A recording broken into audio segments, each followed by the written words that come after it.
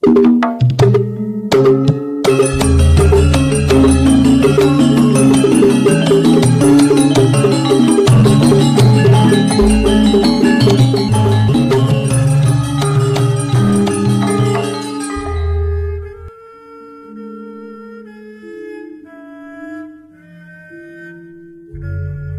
Ibu, para kadang kinasih simbah-simbah lan adik-adik, para rama suster bruder berkah dalem Gusti.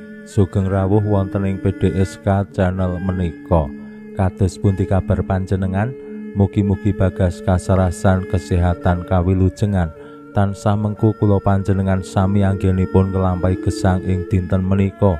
Lan mugi-mugi lumantar panglimbang basa Jawi waosan Injil kula panjenengan sansaya saged nggayuh iman kapitadosan ingkang leres lan mantep. Langkung-langkung anggenipun kula panjenengan sansaya pitados ing Gusti lan kanthi kapitadosan menika kula panjenengan gayuh gesang langgeng nunggil kalian Gusti. Pancen yen kula panjenengan limbang-limbang anggenipun nglampahi gesang iman ing jaman menika boten gampil. Awit menapa kemawon sing kadonyan langkung berpengaruh langkung gampil mlenggu kula panjenengan sami saengga anggenipun gesang menika nggih namung ngupadi sing kajasmanen, ngupadi sing kadonyan. Yen kula petang-petang nyuwun sewu menika mbok menawi klentu nggih umat ingkang nderek misa saben minggu kados-kados nggih boten sedaya. Ing mangsa prapaskah kala wingi kula ngladosi sakramen tobat saking umat cacah 3000 langkung ingkang nampi sakramen tobat menika 600-an. Utawi gampilipun yen Bapak Ibu menika dados warganing lingkungan utawi ketua lingkungan, Bapak Ibu saged mriksani umat ingkang aktif wonten ing lingkungan menika lak dereng sedaya nggih. Rata-rata yen kula kinten-kinten menika antawis 50 ngantos 60%. Yen langkung saking 60% menika wis luar biasa. Menapa malih ngantos 80% saking sedaya umat lingkungan sampun aktif wonten ing lingkungan. Menika mratandani bilih tantanganing urip kadonyan menika luar biasa. Bapak Ibu wonten ing dalem kemawon lah anggenipun ngayahi gesang saben dinten. Antarane bangun urip kadonyan karo urip karohanen menika langkung kathah sing kadonyan. Lare-lare umpamane menika kula kinten nggih langkung seneng ngentekke wektu kanggo dolanan HP tinimbang kanggo sembayang, kanggo sowan ing ngarsa dalem Gusti. Lan temtu menika pengaruhe kathah banget, rentetan dampake nggih kathah banget. Nek aku umpamane wis ora duweni kebiasaan sembayang saben dina, suwe-suwe ya lali carane sembayang, lali anggone ngapalake utawa ngejawantahake sembayangan-sembayangan dasar. Kula yakin ing antarane awake dhewe naminipun sembayang bangun keduwung menika le apal ya nek arep ngaku dosa. Lare-lare doa tobat kadangkala ya mboten apal. Nah menika swasana kados pundi anggenipun bangun iman kapitadosan ing alam donya, tantangane luar biasa. Mila Gusti Yesus tasih nglajengaken pangandikanipun dumateng tiyang kathah bilih panjenengane menika roti ning gesang, roti ning kasuwargan ingkang kautus tedhak dhateng alam donya dados tetedaning umat manungsa. Mung masalahe umat manungsa gelem nampa apa ora. Tiang-tiang Yahudi ingkang sampun ningali kados pundi Gusti Yesus pakaryan dalem gesang lan sabda dalem, pranyata nggih boten gampil pitados ing Gusti Yesus. Kados pundi anggenipun Gusti Yesus paring pitedah dumateng tiang-tiang menika. Monggo kita pirengaken sabda dalem Gusti ing dinten menika lan kita wiwiti kanthi sembayang sawetawis. Konjo ing asma dalem Yang Rama saha Yang Putra tuwin Yang Roh Suci. Amin. Suawi sami munjuk. Gusti Yesus sabda dalem Yang Rama ingkang sampun manjalma Mugi karsa ngandika dhateng kawula wonten ing asepen ing telenging manah kawula, kabikao kekiyatan lan panglipur ingkang manjing ing sabda dalem, kapenuwana kawula mawi ra ing kawicaksanan dalem. Mugi-mugi srana anggen kawula maos lan mirengaken sabda dalem, kawula sansaya nunggil ing sampeyan dalem. Amin. Waosan Injil kapetik saking Injil Yohanes bab 6 ayat 3 gangsal ngantos dumugi 50.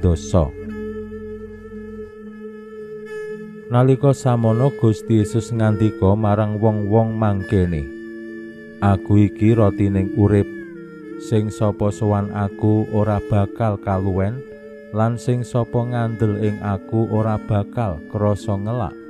Nanging Aku wis kandha manawa kowe ora ngandel marang Aku, senadyan wis weruh Aku.